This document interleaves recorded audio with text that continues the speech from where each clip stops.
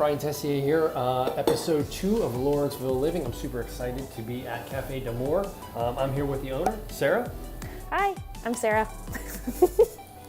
So is CDA just a coffee shop? We started out just focused on espresso bar catering and then expanded to having this location here in Lawrenceville after being at the Pittsburgh public market for several years. And then in addition to doing espresso bar catering and having this physical shop location here, we've just started kind of venturing into like renting out this portion, this side of the shop. Wow. So we've been doing some like music events over here, cool. some different food events too. So that's been really fun. So when people ask me, oh, where are you guys located? And I say, well, we're in Upper Lawrenceville. We have a coffee shop and event space, and we do catering. So That's those fantastic. are kind of our big three things. That's fantastic. What a great time too, because Upper Lawrenceville is now becoming super popular. I describe it as the frontier of Lawrenceville. So like, it's just like, yeah, well, we're just seeing what happens over here. You know, we're hunkered down. Right. So. I think with the, I know I've had some listings up here in McCleary Schools and the Muse. I'm expecting a lot of more foot traffic come up this way. Yeah, we'd like that.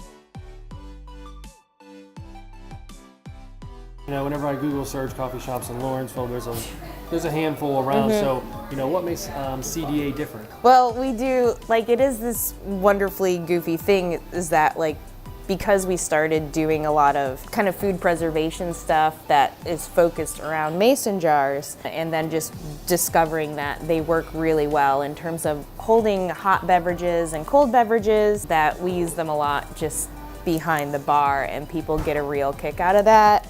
And then we use things like, we have more or less eliminated our plastic straws, and in conjunction with a number of other businesses, you know, that are working, going in that direction. And so for use here, we've got metal straws. Our to-go cold cups are like have these sippable lids. And so we will always carry plastic straws for people who might have seizures or other things that require them to use them. So we'll keep those behind the bar, but for all intents and purposes, we've kind of eliminated things like straw use. Sure. That's becoming quite popular now. I was just in Florida and I couldn't even find a plastic straw if I wanted to. I'm fascinated with this. So this is an adult sippy cup you're telling me? Oh, yeah. So a customer years ago said, oh, Sarah, you'd really be interested in these things, these kapow lids. They just seem like exactly what you guys are up to. So yeah, I think I've been carrying kapow as a retail item for like 5 or 6 years, and they just continue to sell. So they just turn a mason jar into a to-go travel mug, and you can use it with or without a straw. It's hot or cold, BPA-free plastic. So the consumer gets this whole thing. Yeah, I mean, they have to pay for it. Of course. You know what I mean? We're not giving stuff away for free here. But yeah, anytime we have a customer who brings a travel mug in with them or a mason jar for us to fill with a drink, they get a $0.25 off per drink too. It's in lieu of like one of those stamp cards. Right. So it's People a lose. way of like, hey, let's just reward this good behavior, so to speak. Let's reward us working together to be more sustainable. And So sustainability is a big focus of Caffe D'Amore, correct? Yep, we are militaristic composters and recyclers, and then we do as much as we can to kind of avoid the waste stream. And What is, for those that don't know, what is a militaristic composter? it means sometimes I literally go through the trash and love I it. pull out things that are compostable. Okay. And in the bathroom, we have 2 different trash cans. One is for non-compostable items. The other is for compostable items. Gotcha. And then that gets dumped in there too. And then we do some things that are really fun for us, like we purchase milk through Penn's Corner Farm Alliance, and they get it from Pasture Made Creamery. So that's a local dairy, grass-fed dairy cows, glass bottled milk, and it's been in the same family for 100 years, and we get to, you know, avoid putting a lot of stuff in recycling or trash because we're using a product that is reusable. So it's 2 things that I think is important to a lot of people, and including myself, is keeping it local and environmentally friendly, and actually 3 as organic as possible. Right. Yep. And one of the fun products that we have is we have our Shrub soda. Well, we serve it as soda. Shrub. Shrub is it comes from an Arabic word. It's been, as long as there's been vinegar-based drinks. And so the one that we were told about years ago through some friends who are farmers is called Shrub. And so you make it with apple cider vinegar, sugar, and whatever the fruit or produce is.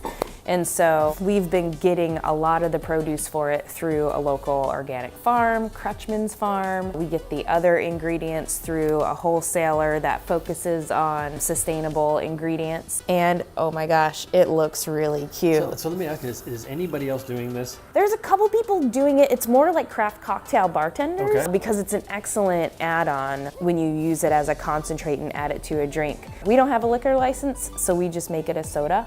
I've had people tell me it helps with hangovers, so I need to get some more hangovers and try it out, apparently. So can the consumer buy this in like a large quantity and take home and then make mixed drinks out of it? So oh my God, I feel like you're setting me up for a great answer. So we do make the concentrate. Couple different sizes sometimes. This is often the just around the holiday size. And then this is the size that we have most of the time. So there's instructions on the back about if people want to make it at home as a soda or if they want to play around making cocktails with it. That's super cool. So they can healthily get inebriated. Exactly, yeah. One of the things that's kind of cool is we are the only coffee shop in Pittsburgh that has a contract with Deeper Roots Coffee. They are a micro roaster in Cincinnati. Okay. And as part of that, some of the wholesale work that we do with some other businesses, we've developed a relationship with Brew Gentleman, which is a brewery in Braddock. They figured out the science of it. We basically, I'm gonna look so strong right now. See this right here? This is full. So basically what we do is we make cold brew iced coffee and we fill this and then they have it on tap there. Wow. So it's really fun. You cater all this stuff if a corporate event wants it. Well, what we do for our catering is most of the time people book us for catering. It's espresso bar catering. So if somebody wants to really dress up the coffee service at an event. Gotcha. So we've done a lot of wedding receptions, baby showers, bridal showers, private dinner parties are really fun, office HR events, those are a lot of fun. And then we also do like drip coffee catering. So we've got the big carafes that if people, get on our website and request a quote, they get that pretty fast around those kinds of things. Awesome. One other thing that's hilarious to me that people miss all the time is folks coming in the front door and being like, hey, you guys got beans? Yeah, we got beans. What do you mean we got beans? We got lots of beans. So they're all beans from Deeper Roots. They're a lot of what we call single origin, so just from one specific region or sometimes just one specific farm. Gotcha. We have access to the stories behind all the beans that we get into. Is it the same type of bean every time I see there's a name on there, or is it different throughout the months and the years? It does change a lot. Right. There's a few that we have consistently throughout the entire year. This one, for instance, the Ethiopia Gucci Natural. Gucci. Gucci. Yep. The natural is part of the processing, and the beans that are exported, that Deeper Roots gets, that are exported out of Ethiopia are exported by, I believe there's one female exporter, and she's been doing it for years. So all the Ethiopian beans we get are connected to her. Would this be considered like a light, medium, or dark? Where would it slot in, you think? That's such a good question. I'm a dark roast guy. Yep. That's why I asked. So the beans that we get are like more medium to light roast. Okay. It depends on like how long you're roasting it for, how many of the oils are coming out. You'll notice that with the darker beans that are super glossy, they've been roasted, I think, well into what's called like the second crack. And then, so the lighter roasted beans, think of it as like toasting, like when you're toasting almonds versus burning almonds. Gotcha. So what happens when they're kind of like a lighter roast or a medium roast, which is most everything that we get in, it really allows the beans to pop and you can taste all the characteristics in them. So Ethiopian beans, for instance, I kind of get excited talking about this. They're harvested with the coffee cherry around the bean, and then all those flavors absorb into the bean itself. And then when they're washed, when the coffee cherry is washed off, these have absorbed all this fruitiness. Wow. And so Ethiopian coffees are super fruity. We're talking like strawberries, Fruit Loops, and nothing else is added. Okay, Sarah, well, that was awesome stuff. So thank you for your time. Anything in closing you'd like to tell the audience? One of the things I'm most excited about is that in the expansion into the second side of the cafe, just about everything over here on the other side of D'Amore is for sale, and a portion of those proceeds, including these bananas. Is the banana for sale? Yeah, totally. For sale. And a portion of these proceeds go to support the Center for Victims of Violence and Crime. And we're a women-owned business. We found a lot of support in this neighborhood. This neighborhood loves supporting creative ideas, independent businesses, and it's just been a really good place for us to hang out and grow.